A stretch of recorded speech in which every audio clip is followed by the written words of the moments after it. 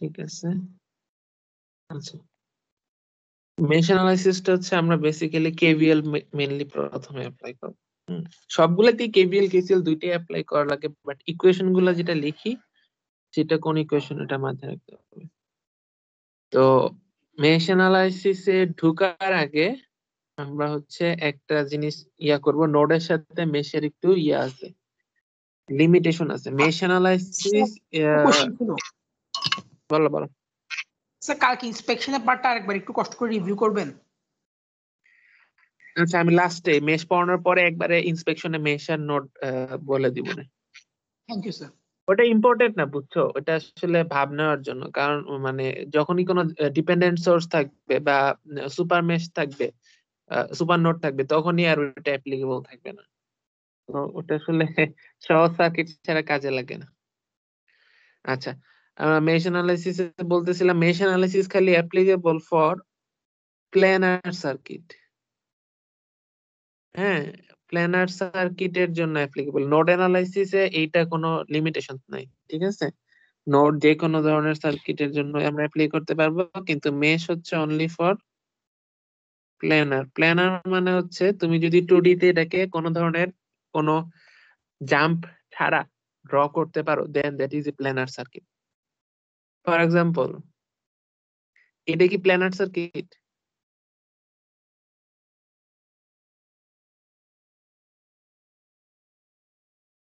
এটা কিন্তু একটা প্ল্যানার সার্কিট, দেখে মনে হচ্ছে যে এখানে জাম্প আছে একটা, কিন্তু আমি যদি এই পয়েন্টটাকে এখানে ড্র করি তাইলে আমার এটা প্ল্যানার হয়ে যাবে না? মানে রিড্র যদি করতে পারো যে প্ল্যানার হিসেবে, দেখো আমি এটাকে আমি এইভাবে করে চাইলে ড্র করে ফেলতে পারি, এই পয়েন্টটা যদি মাঝখানে দিয়ে ড্র করি তাইলেই হয়ে যাবে। তো এটা আসলে রিড্র করতে পারি। আর কিন্তু ধরো এইটা, এই সার্কিটটা খেয়াল করো, এটা হচ্ছে একটা ওই যে ধরো যে রুবিক্স কিউবের প্রত্যেক বাহুতে একটা করে রেজিস্ট্যান্স আছে, আবার একটা ডায়াগোনাল বরাবর রেজিস্ট্যান্স আছে, আর এই দুই বাহুর মধ্যে দিয়ে সোর্স লাগাইছে। এইটাকে তুমি যেমনি ট্রাই করো, তুমি কখনোই একই প্লেনে আনতে পারবে না, বুঝছো? তো এই ধরনের কেসে এই সার্কিটের ক্ষেত্রে আমাদের মেশ অ্যানালাইসিস অ্যাপ্লাই করা যাবে না, ঠিক আছে? কিন্তু নোড ঠিকই অ্যাপ্লিকেবল হবে। নোড যদি নিয়ে নিয়ে তুমি এই যে নাম দাও, একটা নোডের নাম দিয়ে দিয়ে তারপর নোড অ্যানালাইসিস করো, এই জিনিসগুলো। এই জন্য আমরা যখন কম্পিউটার যেগুলো, হ্যাঁ বলো স্যার, এই কিভাবে দেখে কিভাবে করা যাবে এটা প্ল্যানার করা যাবে না? এটা চেক করে দেখতে হবে ট্রায়াল এন্ড এরর করে, বুঝছো? প্ল্যানার করা যায় কি যায় না। স্যার প্ল্যানারটা কি দ্বিমাত্রিক? হ্যাঁ হ্যাঁ হ্যাঁ, 2D তে মানে 2D মিন্স হচ্ছে আমরা কোনো জাম্প ছাড়া আঁকতে পারবো কিনা, লাইক এই সার্কিটটাকেও যে আমরা আঁকতে পারবো না তা না, কিন্তু ধরো যে এরকম করো, ধরো যে এই পয়েন্টটা দিয়ে আমরা শুরু করি, হ্যাঁ, এই পয়েন্ট থেকে 3টা রেজিস্ট্যান্স, ধরো এই পয়েন্টটা আসলো 3টা রেজিস্ট্যান্স, ঠিক আছে? গিয়ে ধরো যে এ এ এটা বি সি ডি, ঠিক আছে? তারপরে হচ্ছে ধরো বি থেকে ই এফ জি, ঠিক আছে? আর ডিটা আমাদের আসলে কারেন্ট সোর্সে যাবে। তারপরে ধরো যে বুঝতেই পারতেছ এখন আমাদের ওই প্রত্যেকটা পয়েন্ট দিয়ে আমরা এটাকে আবার রিড্র করতে পারবো তো, তাই না? সি আর ই এফ জি একবার আছে, ধরো ই জি এফ বুঝার সুবিধার জন্য আরো 3টে পয়েন্ট দিলাম। তারপর এখন প্রত্যেকটাকে আমরা করতে পারবো, হ্যাঁ, এরকম আমরা বিভিন্ন এর মধ্যে এর মধ্যে এর মধ্যে এভাবে করে আমরা রিড্র করতে পারবো।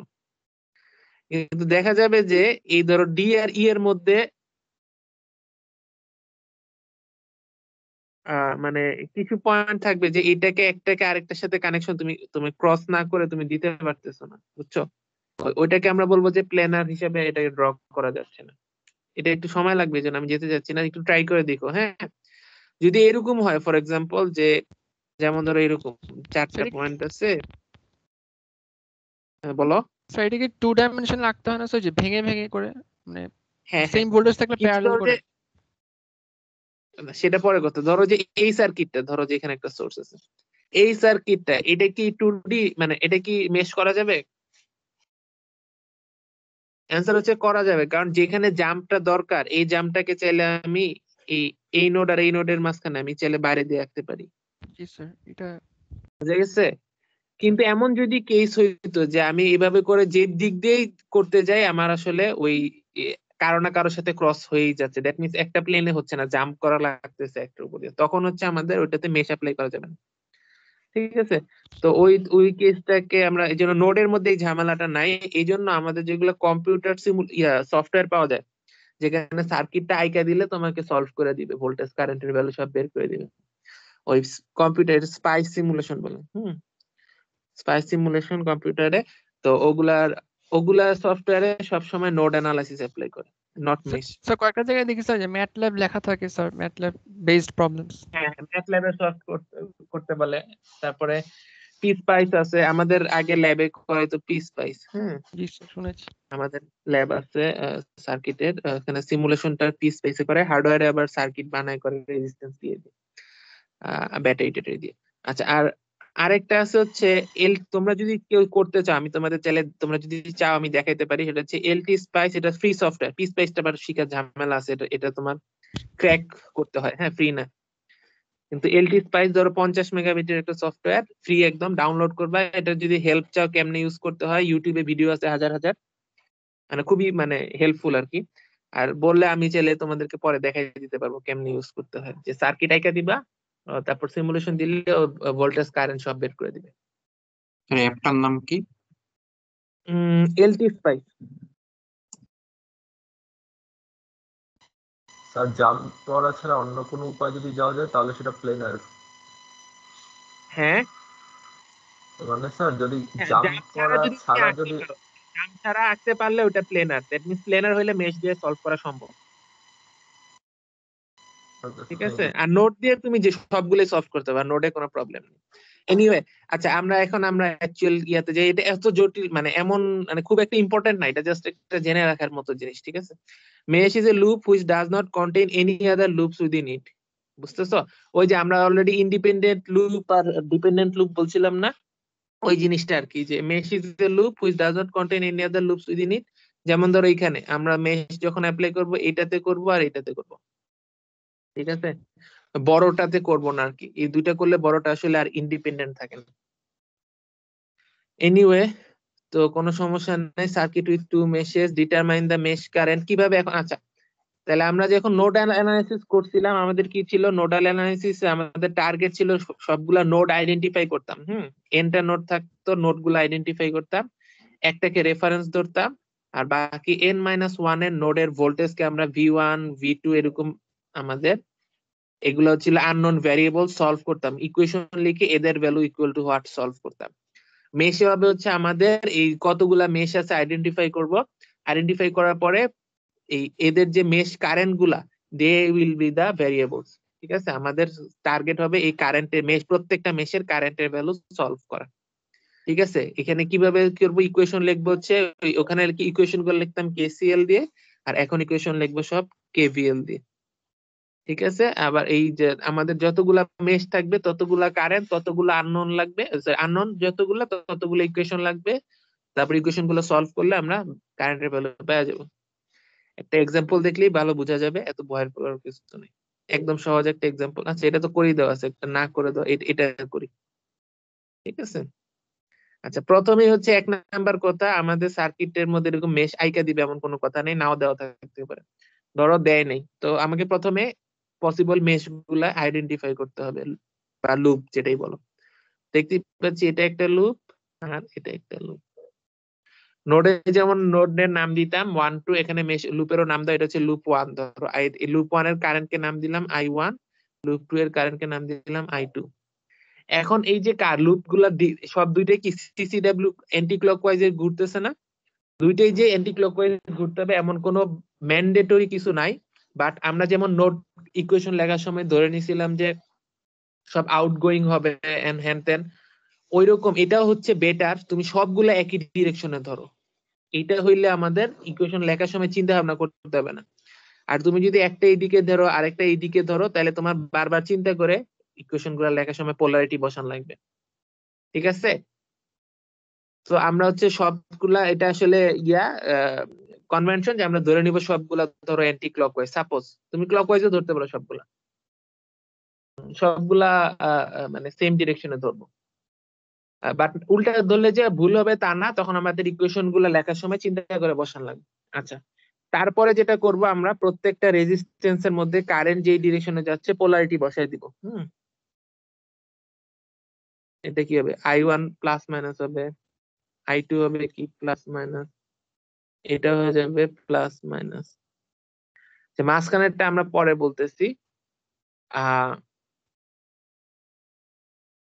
তাহলে আমরা এখন একটা প্রত্যেকটা লুপে আমরা হচ্ছে কেভিএল অ্যাপ্লাই করব, লুপ 1 বা মেশ 1 হোয়াটএভার। হ্যাঁ, আমরা এই পয়েন্ট থেকে ঘোরা শুরু করি। কি পাচ্ছি সবার আগে? -45।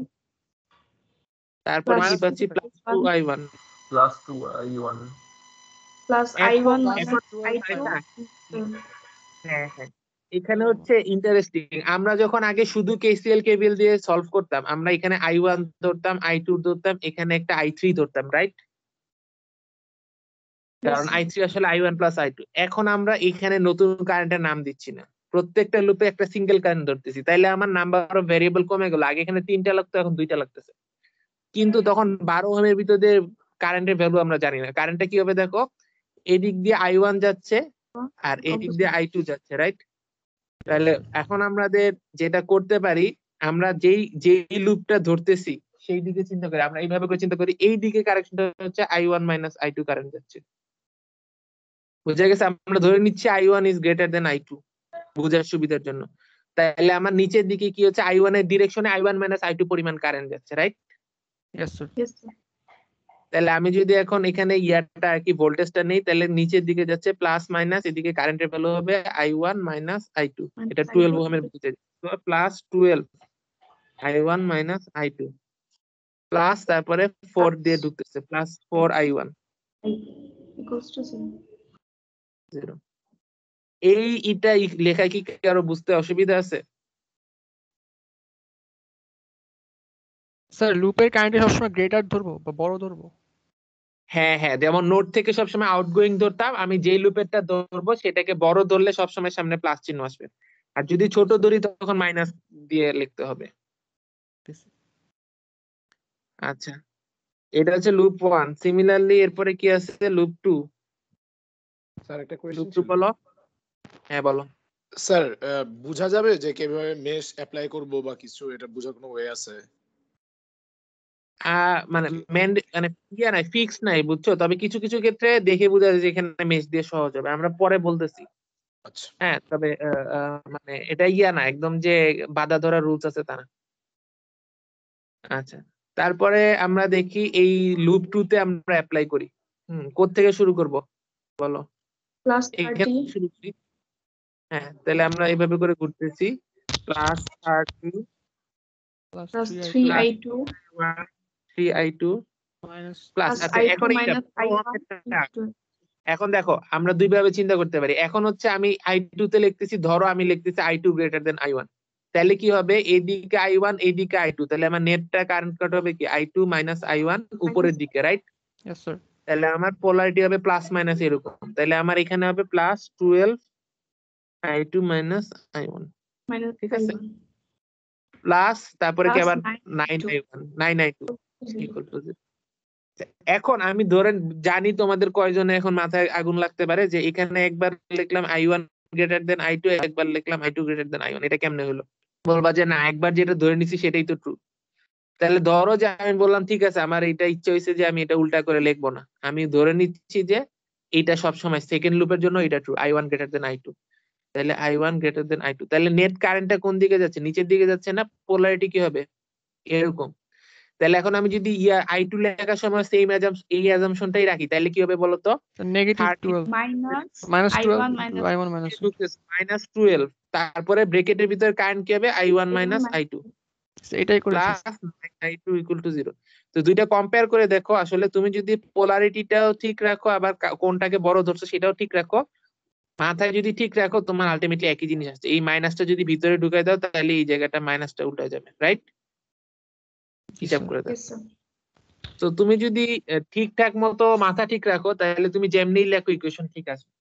তবে আমাদের মানে যদি কোনো চিন্তা ভাবনা না করে লিখতে চাই সব প্লাস দিয়ে লিখবো, এবং আমার যেই নোডের মধ্যে যেই লুপের মধ্যে লিখতেছি সেই লুপ কারেন্টটাকে গ্রেটার ধরে নিব, তাহলে ওখানে প্লাস আসবে অলওয়েজ। বুঝা যাচ্ছে? আমি I2 এর ইকুয়েশন লেখার সময় I2 কে বড় ধরে লিখবো, I2 মাইনাস I1 আসবে তাহলে, এবং তখন সামনে সবসময় প্লাস আসবে, আর চিন্তা করতে হবে না। তুমি যদি ওইটা লেখো তাহলে সবসময় চিন্তা করে দেখতে হবে যে আসলে কি আসতেছে কিনা। সিমিলারলি আমি একটু আগে বলছিলাম না যে, হ্যাঁ কেউ কিছু বলতেছো? আমি একটা কোশ্চেন করতেছি। হ্যাঁ বলো বলো। আচ্ছা স্যার, আপনি আগে শেষ করেন। আমি বলতেছিলাম হচ্ছে যে এই সার্কিটটার জন্য যদি আমি নোডাল পয়েন্ট দিয়ে করার চেষ্টা করি, তাহলে 4, 3 আর 12 এই পয়েন্টটাতে আমি যদি গ্রাউন্ড দিই তাহলে কয়টা পয়েন্ট হবে? 5টা? আচ্ছা আসতেছি, তাহলে এটা নোট দিয়ে আমি আগাবো, সমস্যা নেই। আচ্ছা তার আগে আমরা বলে নেই যে এখানে আসলে আমাদের কি হলো, লাইক আমি প্রথমেই বলছিলাম সবগুলাকে অ্যান্টি ক্লকওয়াইজ ধরছি, তাই না? যদি একটাকে অ্যান্টি ক্লকওয়াইজ আর আরেকটাকে ক্লকওয়াইজ ধরতাম তাহলে কি হইতো? আচ্ছা 1 নাম্বার কথা, আমাদের অঙ্ক শেষ হয় না, এখানে দুইটা ইকুয়েশন ক্রিয়েট হয়েছে আর আননোন কয়টা? দুইটা, I1, I2। এখন আমাদের ভ্যারিয়েবল নোড ইকুয়েশন গুলা, সো দুইটাকে সিম্পলিফাই করে ম্যাট্রিক্স ফরম্যাটে আইনা সলভ করা যাবে। Yes sir. ঠিক আছে, সলভ করলে I1 equal to what, I2 equal to what বের করে ফেলবো। তো আমাদের অঙ্ক শেষ, এই যে এখানে বের করতে RI আর স্যার 0। ম্যাট্রিক্স ইকুয়েশনে না আসে, এনে যদি মানে দুইটা ইকুয়েশন ক্যালকুলেটরে সলভ করে দেই প্রবলেম হবে? প্রবলেম হবে না, কিন্তু কথা হচ্ছে আমি চাই তোমরা ম্যাট্রিক্স ফরম্যাটে লিখবা। তুমি সলভ করো ইকুয়েশন দিয়ে, নো প্রবলেম, জাস্ট লিখো আর কি। কারণ হচ্ছে তাইলে আমি যদি ম্যাট্রিক্সটা জাস্ট দেখি তাইলে আমার বুঝে ফেলবো তোমার সবগুলো ইকুয়েশন ঠিক মতো তুমি আনতে পারছো কিনা, বুঝছো? আর নাইলে আমার ভিতরে ভিতরে খাতায় খুঁজতে হবে ইকুয়েশন গুলা কোথায় আছে। এই ফরম্যাটে লিখতে তো কিছু লাগে না, দুইটা ইকুয়েশন জাস্ট সবগুলো এক জায়গায় জড়ো করলো আর কি, তাই না? ইকুয়েশন স্যার ফরম্যাটটা লিখে জাস্ট অ্যানসার বের করব? হ্যাঁ হ্যাঁ, ফরম্যাটে লিখে তারপরে I1 ইকুয়াল টু হোয়াট লিখে দিলে সমস্যা নেই। আচ্ছা এরপরে আমি বলি, ধরো এটা তো আসলে অ্যাজাম্পশনের উপর ডিপেন্ড করবে, রাইট? মানে এখানে যেমন এই প্রশ্নে আমার I1 I2 আইকা দিছে, যদি আইকা দেয় তাহলে আমার এইভাবেই ধরতে হবে। আর আমাকে যদি কিছু না দেওয়া থাকতো, ব্ল্যাঙ্ক একটা সার্কিট দিয়ে দিছে, তুমি নিজে নিজে লুপ গুলা ধরলা, তাহলে তুমি কিন্তু চাইলে এখানে I1 ধরতে পারতা, এখানে I2 ধরতে পারতা না, কেউ তোমার বাধা দেয়নি। ঠিক আছে, দিলে যে ভুল হবে তা না। তখন আমি কিভাবে হইতো, এখন বললা তাইলে আমার I1 যত আসতো, ধরো যে এখানে এখানে আমি বুঝার সুবিধার জন্য বললাম একটা আড়াই একটা 5 আসছে সাপোজ, তখন আমি যদি উল্টা ধরি আর অঙ্ক যদি ঠিক মতো করি কি হবে, আমার I1 আসবে আড়াই, I2 আসবে -5, নেগেটিভ আসবে, বুঝা গেছে? বা উল্টা এখানে যদি মাইনাস আসে থাকতো তাহলে এখন প্লাস আসবে, বুঝা গেছে? জাস্ট আমি ডিরেকশন উল্টা দিছি, মানে জাস্ট অ্যাকচুয়ালি সলভ করার পরে আমার সাইনটা উল্টা আসবে। আর এখন সলভ করার সময় ইকুয়েশনটা কি লিখবো খেয়াল করে দেখো, আমি যখন এই জায়গাটা চিন্তা করব, দেখো আমি এখন এখানটা এই ইকুয়েশনটা লিখি, -45 প্লাস 2I1 প্লাস 12 ভিতর দিয়ে I1 আর I2 দুইটাই নিচে নামতেছে না, তো এখানে তখন প্লাস হয়ে যাবে, প্লাস 4I1 হয়ে যাবে। ঠিক আছে, এখন তো এটা তো ছোট বলে তোমার মনে হচ্ছে দুই ক্ষেত্রেই প্লাস, এখন যদি আমি আরো কিছু থাকতো নোট, ফর এক্সাম্পল আরেকটা লুপ আছে, তখন কি হইতো দেখো, এই I1 I3 দেখা যেত, I1 আর I3 যখন করতো এদিকে I1 এদিকে I3, I1 মাইনাস I3 আসতো, কিন্তু I1 প্লাস I2 আসতো, বুঝতেছো? সো তখন প্রত্যেকবার যখন কারেন্টটা লিখবা তখন যদি সবগুলা সেম ডিরেকশনে না হয়, কিছু এক ডিরেকশনে কিছু অন্য ডিরেকশনে হয়, তখন যখন কমন রেজিস্ট্যান্স গুলা থাকে, দুইটা লুপের মধ্যে কমন রেজিস্ট্যান্স, তাদের মধ্যে কারেন্টটা লেখার সময় এখানে কি প্লাস হবে না মাইনাস হবে প্রত্যেকবার চিন্তা করতে হবে। ফর এক্সাম্পল এই 2 ওহমের ক্ষেত্রে দেওয়া লাগতো I1 মাইনাস I3, 12 ওহমের ক্ষেত্রে I1 প্লাস I2, আবার 9 ওহমের ক্ষেত্রে I1 প্লাস I3, বুঝা যাচ্ছে? প্রত্যেকবার আমার চিন্তা করা লাগতো। কিন্তু আমি যদি সবগুলা সবসময় একই ডিরেকশনে রাখি, ফর এক্সাম্পল এখানে সবগুলা অ্যান্টি ক্লকওয়াইজ দিছে, সবগুলো অ্যান্টি ক্লকওয়াইজ দিই, তাহলে তুমি চিন্তা করে দেখো, এখানে I1 এখানে I3, সেটা হয়ে যাবে I1 মাইনাস I3, বা লুপ 3 তে লেখার সময় I3 মাইনাস I1 লিখবো। 12 ভিতর দিয়ে কি হবে I1 মাইনাস I2, ঠিক আছে। 9 এর ভিতর দিয়ে কি হবে I2 মাইনাস I3। তো সবসময় মাইনাস, তুমি যদি সবগুলা সেম ডিরেকশনে রাখো তোমার মাথা ঘামান লাগবে না, এই জায়গাটা ডেফিনেটলি মাইনাস হবে, বুঝা যাচ্ছে? এই জায়গাটা মাইনাস হইতে বাধ্য। এখন কোনটা আগে লিখবা কোনটা পরে লিখবা, আমরা যে লুপে জন্য ইকুয়েশন লিখতেছি সেটাকে আগে দিব, আর অন্য লুপেরটা পরে দিব, দিলে আমার সামনে সব সময় প্লাস চিহ্ন দেওয়া লাগবে, মাইনাস চিহ্ন দেওয়া লাগবে। তো আমি যদি এই নরমাল কনভেনশন গুলা ফলো করি, আমার ইকুয়েশন গুলা আসলে লেখার সময় মাথা খাটানো কম লাগবে। বাট তুমি যেমনি খুশি ধরতে পারবা, এটা তোমার ফ্রিডম আছে, এবং যেমনি খুশি ইকুয়েশনও লিখতে পারবা, নো প্রবলেম। খালি তখন তোমার চিন্তা ভাবনা করে যদি ঠিক মতো আগাও, তাহলে লাস্ট লাইনে আমার অ্যান্সার ঠিক মতোই আসবে, ঠিক আছে? আচ্ছা, দুই লুপে দুটো ডিফারেন্ট ধরতে পারবো ডিরেকশন, মানে এটা নিয়ে একটু হ্যাঁ পারবা, নো প্রবলেম। যদি মানে এখন যদি প্রশ্ন এরকম দিয়ে দেয় তাহলে তো করার কিছু না, এখানে দিয়ে দিছে ডিরেকশন। বাট যদি এটা ব্ল্যাঙ্ক থাকতো, যে এইগুলো কিচ্ছু দিয়ে দেন, এই জায়গাগুলো নাই দেওয়া, তোমাকে বলছে সলভ করে 9 ওহমের ভিতর দিয়ে কত কারেন্ট যায় বের করো, বা সেটাও না, ধরো 9 ওহমের পাওয়ার কত পাওয়ার কনজিউম করতেছে বের করো। পাওয়ার কি হবে, কারেন্টটা বাইর করে I স্কয়ার R করে দিবা, তাই না? এখন কারেন্টটা বের করবে কেমনে, এখন তুমি ধরো বললাম লুপ অ্যানালাইসিস করবে, তখন তুমি কি করতে পারো, এইভাবে করে দুইটা কারেন্ট ধরতে পারো, অথবা উল্টা কারেন্ট ধরতে পারো, বুঝতেছো? যেভাবে করে ধরতে পারো, এটা তোমার ইচ্ছা। আর প্রশ্ন এই যদি ম্যাথে তো এই যে এখানে যেরকম ডিরেকশন দেওয়া হয়েছে সেরকম ভাবে ধরেছি, তাই না? I1 আর I2। ধরতে হবে না, এখানে যদি দিয়ে দেয় তাহলে আর করার কিছু নেই, তাহলে তোমার এটা ফলো করতে হবে। হ্যাঁ হ্যাঁ, মানে এই ম্যাথে তো আমরা তাই করেছি, তাই না? হ্যাঁ হ্যাঁ। আচ্ছা, আমরা আরেকটা অঙ্ক দেখি এবার, ডিপেন্ডেন্ট সোর্স সহ, ঠিক আছে? ডিপেন্ডেন্ট সোর্স থাকলে কি করতে হবে, ওইটা আমরা আসলে কিছুটা আমরা ইকুয়েশন দেখছি, ওইটা করবো নাকি এটা করে দিই? আচ্ছা, এখানে আসলে লুপের ইয়া দিয়ে দিছে, I1 I2 I3 নাম্বারিং করে দিছে। এখানে একই কথা, আমরা সব এক ডিরেকশনে ধরবো, হ্যাঁ। আর 2 নাম্বার কথা হচ্ছে, এই নাম্বারিং গুলা যদি না দেওয়া থাকতো তখন আমি চাইলে I1 I2 I3, আর কেউ যদি এটাকে I2 আর কেউ এটাকে I3 বলে, কোনো সমস্যা আছে প্রশ্নে যদি না দেওয়া থাকতো? সো এইটা কিন্তু একটা জিনিস, যে তুমি কাকে I1 ধরতেছো, I2 ধরতেছো, I3 ধরতেছো, এটা কিন্তু আমি জানি না যদি প্রশ্নে না দেওয়া থাকে। সো ইন দ্যাট কেস তোমাকে ডেফিনেটলি সার্কিট আইকা সার্কিটের মধ্যে এই যে এরকম একটা সার্কিট রাখতে হবে, প্রত্যেকটা লুপের ডিরেকশন এন্ড লুপের নাম, I1 I2 I3 এগুলো দেখাই দিতে হবে, কারণ তুমি একটাকে I2 ধরলে আরেকজন এটাকে I3 ধরতেই পারে। সো প্রথমেই তোমার প্রশ্ন তুলতে হবে, প্রশ্ন তোলার পরে প্রশ্নের মধ্যে যদি তোমার লুপের ডিরেকশন না থাকে, তাহলে তুমি নিজে দিবা, ডিরেকশন দিবা, নাম দিবা, I1 I2 I3, এই জিনিসটা দেখাইতেই হবে, আর নাইলে আমি কেমনে বুঝবো তুমি কোনটাকে I2 ধরছিলা? বুঝা গেছে? স্যার একটা কোশ্চেন, বলো। আপনি কি কোশ্চেনে উল্লেখ করে দিবেন যে এই মেথড ইউজ করো? ডিপেন্ড করতে পারে, তোমরা এক্সারসাইজে দেখবে, কিছু ক্ষেত্রে বলে এটা সলভ করো, কিছু ক্ষেত্রে বলে অমুক মেথডে সলভ করো, দুইটাই আসতে পারে। তোমরা প্রিভিয়াস ইয়ারের কোশ্চেন দেখবে, যে তোমাদের লাইব্রেরিতে দেখাইছি না যে আছে, ওখানে দেখবা কিছু প্রশ্ন দিয়ে দেয়, কিছু প্রশ্ন দেয় না, ঠিক আছে? দিয়ে দিলে আসলে ভালো, তোমার ফিক্সড হয়ে গেল, এমনি করতে হবে। না দিলে তখন টেনশন লাগে যে কোন দিকে আগাইলে সহজ হইতো। তো একটা দুইটা অঙ্ক থাকবে যেখানে বলে দিবে না, ঠিক আছে? এটা চেক করার জন্য মেশ অ্যানালাইসিসে প্রত্যেক লুপে আলাদা কারেন্ট নিব। হ্যাঁ হ্যাঁ হ্যাঁ, প্রত্যেকটা লুপে একটা করে কারেন্ট ধরে নিব, তারপর ওইগুলো হবে আবার আননোন ভেরিয়েবল, ওগুলো সলভ করতে হবে ইকুয়েশন লিখে, ঠিক আছে? তাহলে আমরা শুরু করি। ইকুয়েশন সে কয়টা হবে স্যার? হ্যাঁ হ্যাঁ হ্যাঁ, যে কয়টা আননোন, প্রত্যেকটা লুপে যেহেতু একবার করে ইকুয়েশন লিখবো, ততগুলো ইকুয়েশন আসবে, তারপর ওটা সলভ করতে হবে। তিনটা আননোন, তিনটা ইকুয়েশন সলভ করা সম্ভব। আচ্ছা, তো আমরা এখন দেখি ইকুয়েশন, এখানে তো বলে দিছে I1 I2 I3। শুরু করো, I1 এর জন্য লেখা শুরু করো, নোড লুপ 1 বলো তোমরা, এখান থেকে শুরু করছি। -16 হ্যাঁ বুঝতেছো তো, এখান থেকে গেলে প্রথমে মাইনাস পাচ্ছি, সো -16, তারপরে +4 into কি হবে, I1 minus I3 +4 I1 minus I3, ঠিক আছে? I1 আর I3 এর মধ্যে কমন আছে 4, সবগুলা যেহেতু একই ডিরেকশনে নিয়েছি, ডেফিনেটলি মাইনাস চিহ্ন আসবে মাঝখানে। yes sir আর হচ্ছে আমরা যেহেতু মানে ইয়া করি, যেই লুপে লিখতেছি সেটা আগে লিখলে সামনে প্লাস দিলে হয়ে যাবে, ঠিক আছে? আমার চিন্তা করা লাগলো না।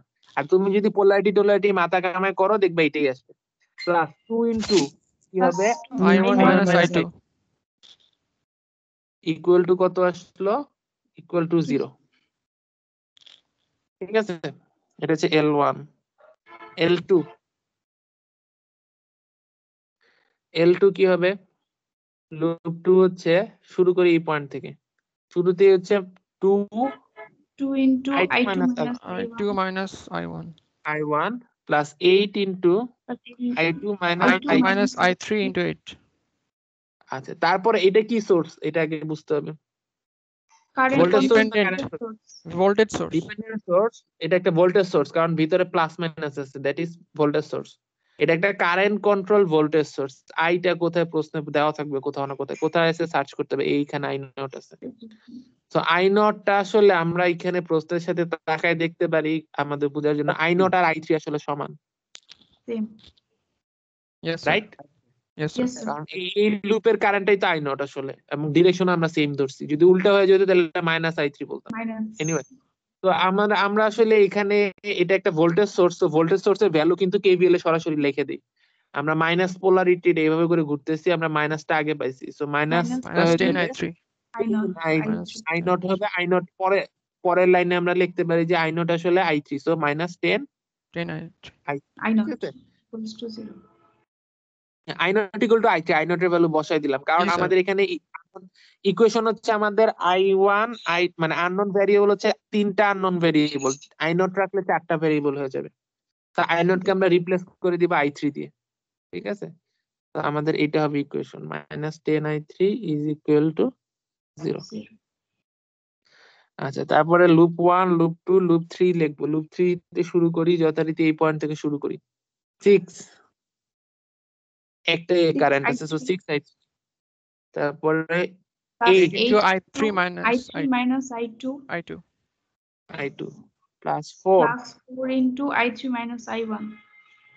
I3 Equals to minus I1 equals to 0. I3 minus I1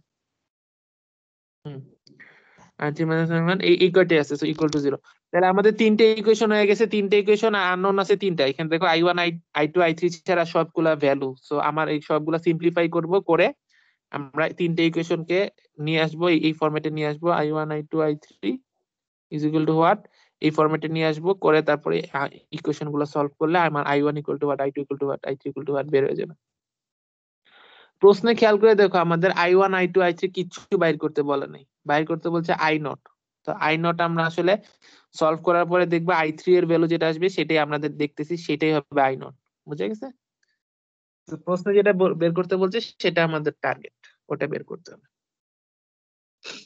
তো আগে আমরা লুপ ভেরিয়েবল গুলা বের করব বের করে তারপর প্রশ্নে যেটা চাইছে সেটা বের করে ফেলবো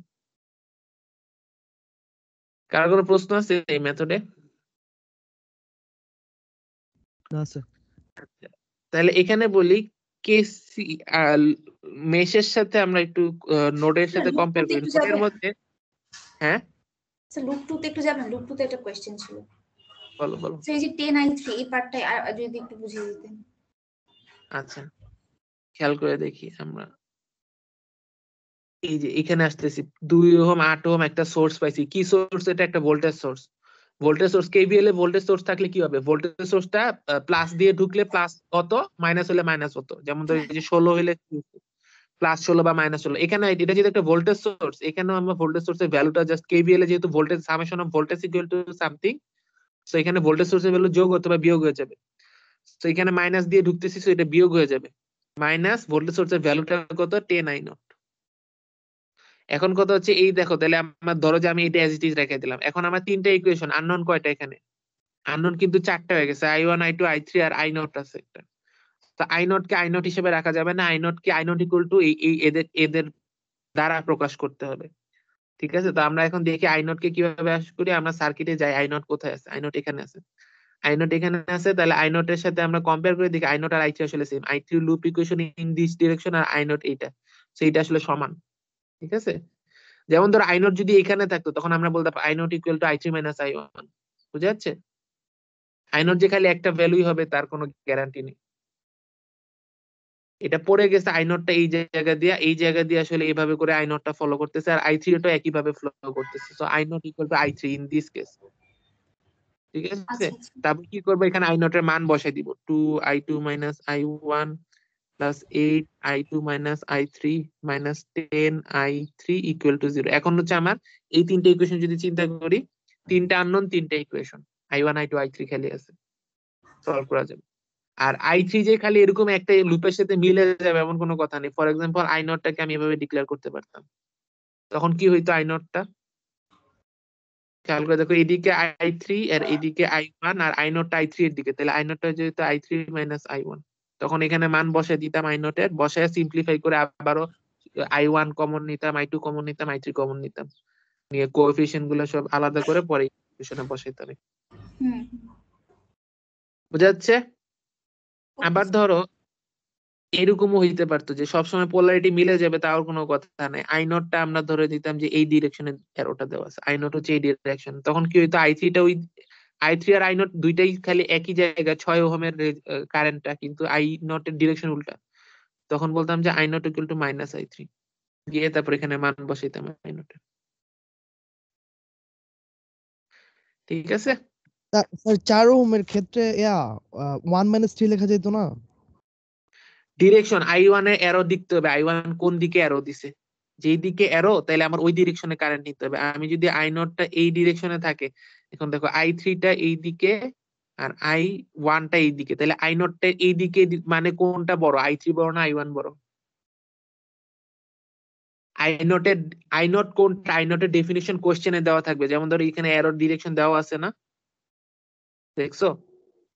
তো আই নোটের অ্যারোটা দেওয়া থাকবে, আই নোটের অ্যারোটা যেই দিকে সেটা বড় দিতে হবে, i3 মাইনাস i1 দিতে হবে। আর আই নোটের অ্যারোটা যদি ওইরকম না দিয়ে এরকম দিয়ে দেয়, তখন দিতে হবে i1 মাইনাস i3। এখন যে অ্যারোটা দিছে, এখন এর ডিরেকশন দিলে i1 মাইনাস i3 হবে। বুঝা গেছে? অ্যারোটা চেক জি করতে স্যার। হবে, অ্যারো যে দিকে সেই দিকেরটা বড় ধরতে হবে। ঠিক আছে? স্যার লুপ 2 তে যদি সোর্স হয় কারেন্ট সোর্স হইতো, দেন ধরেন তাহলে এখানে i2 10 i নট হতো না? হ্যাঁ হ্যাঁ, আমি আসতেছি, ওই মেথডটা আমি এখনো বলি নাই, তবে তোমারটা এখনই বলতেছি। হ্যাঁ, তোমার কথা ঠিক আছে। আচ্ছা, তো আমরা নোডের সাথে কম্পেয়ার করি, নোডে আমরা কি লিখতাম, কেসিএল লিখতাম। ঠিক আছে?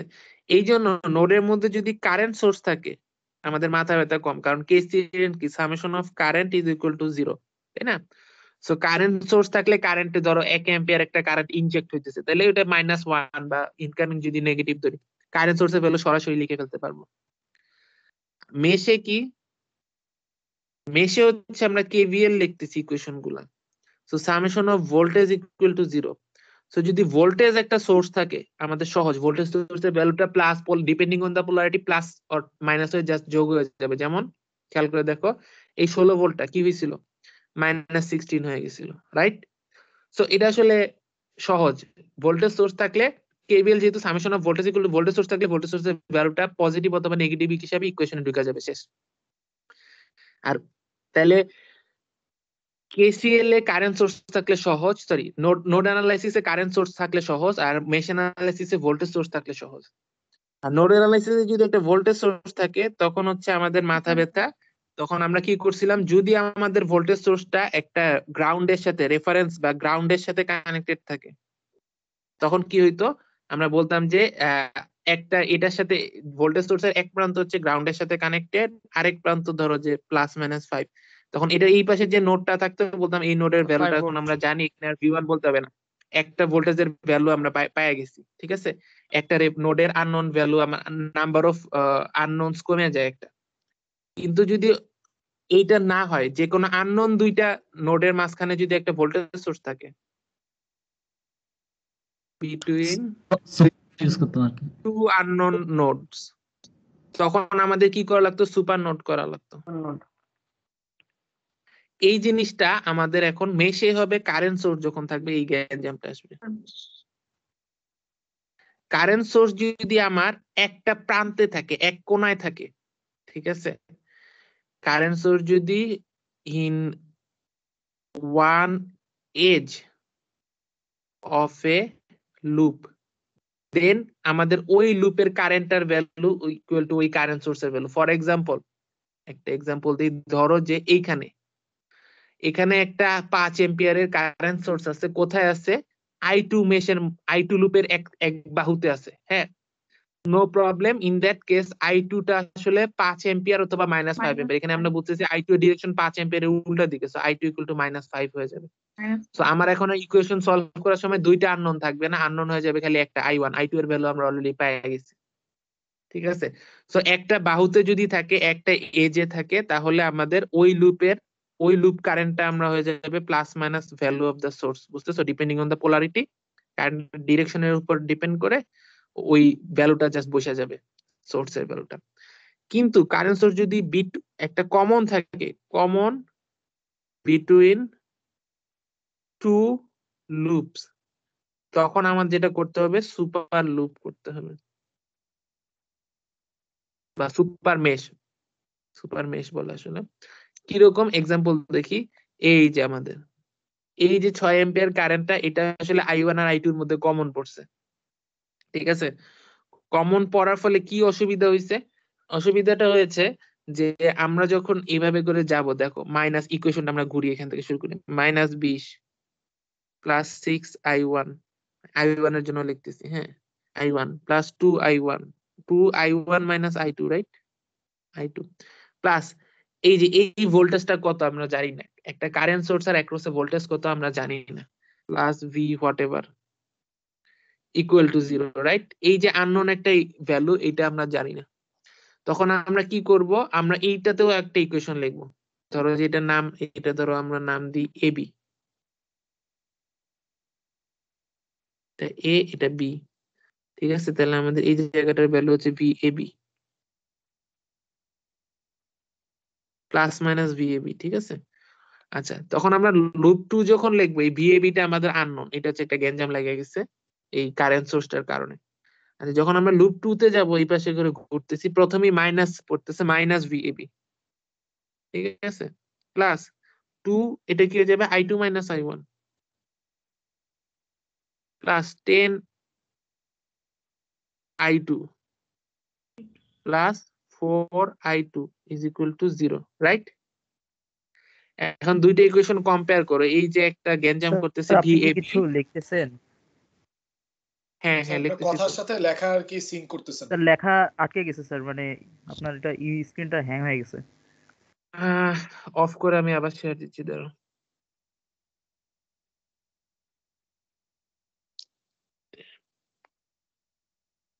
Stop presenting screen share. এখন স্ক্রিন দেখা যায়? Yes, sir. হ্যাঁ, জি স্যার, এখন দেখা যাচ্ছে। লাস্ট কতদূর দেখছিলে তোমরা? খেয়াল স্যার করে দেখো, আমরা এক্সপ্রেশনটা আরেকবার, লাস্ট সেকেন্ড লাইনটা ইকুয়েশনটা আরেকবার। সেকেন্ডটা, আচ্ছা ঠিক আছে, লুপ 2 টা আমি দেখি। এই যে এই পয়েন্টটা থেকে ঘোরা শুরু করছি, যে এইভাবে করে ঘুরতেছি, যে এখানে প্রথমে শুরু করলাম মাইনাস VAB পাবো না, প্রথমে একটা মাইনাস VAB, তারপরে 2I2 মাইনাস I1, হ্যাঁ, যেহেতু এটা কমন, তারপরে 10I2, তারপরে 4I2 plus 10I2 plus 4I2 equal to 0। ঠিক আছে, সো লুপ 1 এর একটা ইকুয়েশন পাইছি, লুপ 2 এর একটা ইকুয়েশন পাইছি। ঝামেলা হচ্ছে আমাদের একটা VAB, যেটা আমি দেখাচ্ছি, দ্যাট ইজ কারেন্ট সোর্সের ভোল্টেজটা অজানা। এটাকে যদি দূর করতে হয় কি করতে হবে? দুইটা যোগ করে দিলে আমার একবার প্লাস আছে, একবার মাইনাস আছে, কাটাকাটি হয়ে চলে যাবে। হাওয়েভার শুধু এই যে একা কাটাকাটি যাবে তা না, এই 2 ওহমটাও দুইটা ইকুয়েশনই আছে। তো এখানে যথারীতি উল্টা পোলারিটিতে আসছে, একটা I1 মাইনাস I2 আসছে, একটা I2 মাইনাস I1 আসছে, যোগ করলে কাটাকাটি চলে যাবে। স্যার কারেন্ট সোর্সের পোলারিটিটা কি আমি ফার্স্ট লুপের বেসিসে ধরবো? যে কোনো একটা ধরো, যেই মানে পোলারিটি যেটা আননোন, VAB এর পোলারিটি, সেটা আসলে যেই লুপের অ্যাক্রসেই ধরো, একটা লুপে প্লাস আর একটা লুপে মাইনাস হইতে বাধ্য, কারণ তুমি উল্টা ডিরেকশনে আসবে না। তো তুমি আমি প্রথমটা অনুযায়ী ধরছি, হ্যাঁ ঠিক আছে, মানে আমি এটা আন্দাজি ধরে নিছি প্লাস মাইনাসটা, তুমি উল্টা করে ধরলে উল্টা করে আসতো, বাট একটাতে প্লাস আসতো, একটাতে মাইনাস আসতো, বুঝা যাচ্ছে? তো আমরা যেটা করব এখন, একটা প্লাস একটা মাইনাস যেহেতু আসে, দুইটা যখন যোগ করে দিব, এটা কাটা চলে যাবে, আবার এইটাও কাটা চলে যাবে, কারণ এই 2 ওহমটাও আসলে দুইটা লুপের মধ্যে কমন আছে, এবং দুইটা উল্টা পোলারিটিতে আসছে, একবার এই দিক দিয়ে পোলারিটি আসছে, একবার এই দিক দিয়ে পোলারিটি আসছে, এই জন্য যখন যোগ করবা দুইটা কাটাকাটি চলে যাবে। বাকি থাকবে কোনটা? দেখো, মাইনাস তাহলে খেয়াল করে দেখো আমাদের দুইটা লুপের মধ্যে আমাদের কি হইতেছে, আমরা একবার এই ইকুয়েশনটা আর এই ইকুয়েশনটা যোগ করতেছি, যোগ করলে কি হইতেছে এখানে যে জিনিসটা এটা দুইটার মধ্যে কমন এবং উল্টা পোলারিটিতে থাকার কারণে কাটা চলে যাচ্ছে। এবং আমাদের নতুন ইকুয়েশনটা আসতেছে কিরকম দেখতে, নতুন ইকুয়েশনটা দেখতে আসতেছে দেখো -20 I0, দ্যাট মিন্স এই যে -20 I0 কোটা এই সোর্সটা প্লাস 6 I1 এটা প্লাস তারপর এই জায়গাগুলো কাটা চলে গেছে বুঝছো, আর তারপর লুপ 2 এর যে জিনিসগুলো রয়েছে প্লাস এগুলো সব কাটা চলে গেল, তারপর হলো কি 10I2 প্লাস 4I2। লাইক এখন আমাদের যেটা আসলে হচ্ছে রেজাল্টেন্ট ভ্যালুটা সেটা হচ্ছে আমরা আসলে যদি আমরা খালি এগুলো সব মুছে ফেলি, আমাদের রেজাল্টেন্ট ইকুয়েশনটা হচ্ছে আমি যদি এইভাবে করে একটা লুপ ঘুরতাম তাহলে যে ইকুয়েশনটা পাইতাম সেই ইকুয়েশন, বুঝা যাচ্ছে? তাহলে আমাদের এটাকে বলতেছে আমরা সুপার মেশ, যে আমাদের দুইটা মেশের মধ্যে যদি একটা কমন কারেন্ট সোর্স থাকে, এই কারেন্ট সোর্সের একটা ভোল্টেজ জানি না, তখন আমরা দুইটা মেশকে জোড়া লাগাই ফেলবো, জোড়া লাগায় দুইটা মেশের মধ্যে দিয়ে একটা পুরাটা একটা বড় মেশ দিয়ে ওখানে একটা ইকুয়েশন লিখবো, সেই ইকুয়েশনটাকে আমরা বলতেছি সুপার মেশ, এই মেশটাকে বলতেছি সুপার মেশ। এখন বলবো সুপার মেশ হওয়ার কারণে আমাদের আননোন কয়টা, দুইটা I1 আর I2, কিন্তু আমাদের ইকুয়েশন হয়ে গেছে এখন একটা, পুরাটাই একটা ইকুয়েশন লিখছি না, আরেকটা ইকুয়েশন কই পাবো, সুপার মেশের মধ্যে যে কমন বাহুটা আছে সেখান থেকে একটা আমার ইকুয়েশন আসবে। কি ইকুয়েশন আসবে খেয়াল করে দেখো, এইদিকে যাচ্ছে I1 আর উপরের দিকে যাচ্ছে I2, আর 6 এম্পিয়ারটা আসলে I2 এর দিকে, তাইলে আমরা এখান থেকে দেখে বলতে পারি I2 minus I1 is equal to 6 ampere. বুঝা যাচ্ছে? এম্পিয়ার আসলে আমরা সবসময় একক লিখি না, এনিওয়ে তাহলে আমাদের এই বড় মেশটার একটা ইকুয়েশন থাকবে সুপার মেশের ইকুয়েশন, আর সুপার মেশের একটা ইন্টারনাল ইকুয়েশন থাকবে। সেই ইন্টারনাল ইকুয়েশনটা কি, এই যে মাঝখানে যে কারেন্ট সোর্সটা আছে সেটা হচ্ছে অ্যাডজাসেন্ট দুইটা লুপের কারেন্টের বিয়োগফলের সমান। এই ইকুয়েশনটা আর বড় ইকুয়েশনটা দুইটা মিলে সলভ করলে, দুইটা আননোন দুইটা ইকুয়েশন সলভ করলে মিলে যাবে। বুঝা গেছে? ইয়েস স্যার, একটা কোশ্চেন। ওই কারেন্ট সোর্স অ্যাকচুয়ালি জিনিসটা কি? এরা কি ইলেকট্রন ছাড়ে নাকি একটা লুপে ইলেকট্রন মানে কারেন্টের মান ফিক্স রাখে? না, কারেন্টের মান ফিক্সড থাকে। কারেন্ট সোর্স আর ভোল্টেজ সোর্স এগুলো আমরা বলতেছি সব আইডিয়াল সোর্স, প্র্যাকটিক্যালি কখনো এদেরকে পাওয়া যাবে না, ঠিক আছে? আইডিয়াল কারেন্ট সোর্স আর voltage source. Ideal voltage source কি, এর সাথে তুমি যতই লোড লাগাও না কেন, যা খুশি লাগাও না কেন, এর দুই প্রান্তে অলওয়েজ 10 ভোল্ট, বা যদি এটা 10 ভোল্টেজ সোর্স হয় আইডিয়াল 10 ভোল্ট দিতে বাধ্য সে, ঠিক আছে? আর একটা আইডিয়াল কারেন্ট সোর্স কি, এর দুই পাশে তুমি একে যেখানেই লাগাও না কেন, এখানে যতই লাগাও না কেন, এ সব সময় ফোর্স করবে এখান দিয়ে সেম কারেন্ট, ধর এটা 1 এম্পিয়ার, তাহলে এটা 1 এম্পিয়ার কারেন্ট ও মেইনটেইন করবে যতই তুমি লোড লাগাও না কেন। এবং প্র্যাকটিক্যালি এটা ইভেন ইম্পসিবল, আমি তুমি যদি কখনোই আরেকটা যদি স্যার ভোল্টেজ সোর্স দেই তবুও 1 এম্পিয়ার রাখবে? হ্যাঁ লাগবে, ধরো যে এরকম, এগুলো আইডিয়াল, বুঝছো? আমাদের বুঝার সুবিধার জন্য আমাদের নেক্সট ক্লাস আছে।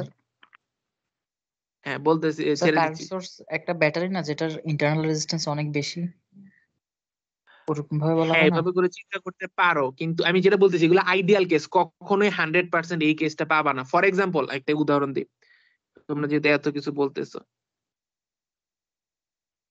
এটা 10 ভোল্ট, এটা 15 ভোল্ট, এটা আমি বুঝার সুবিধার জন্য 0 ধরে নিলাম। এখন এই পয়েন্টে ভোল্টেজ কত হবে? এক সাইডে চিন্তা করলে তো ওদিকে 10, আর এক সাইডে চিন্তা করলে 15। 10 আর 15। এটা হচ্ছে বলবা যে এটা ইম্পসিবল কেস, বুঝতেছো? ওই যে একটা ইয়া করে না কি যেন, যে ব্যাটম্যান আর জোকারের, যে when an unmovable কি যেন object meets an impossible force, ওই যে ওই অবস্থা আর কি।